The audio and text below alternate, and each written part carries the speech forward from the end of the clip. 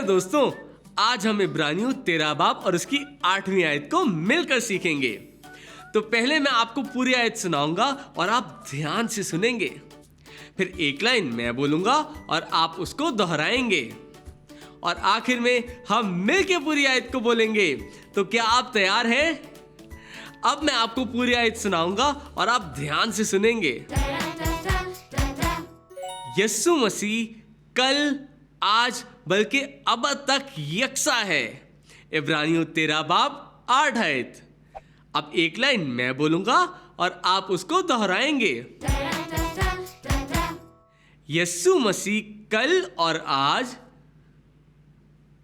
बल्कि अब तक यकसा है। इब्रानियों 13 बाब 8वीं आयत। वाह, बहुत अच्छे। आप सबने तो इस आयत को बहुत जल्दी सीख लिया।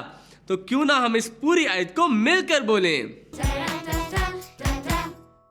यीशु मसीह कल और आज, बल्कि अब तक यकसा है। इब्रानियों 13 बाब 8 आयत। क्या बात है दोस्तों, आज आपने मेरे साथ मिलकर एक नई आयत को सीखा। इस आयत को हमेशा याद रखें और अपने दोस्तों को भी सिखाएं। अगली दफा मिलेंगे और साथ सीखेंगे बाइबल की एक नई आयत। तब तक के लिए बाय बाय। रोज की रोटी खा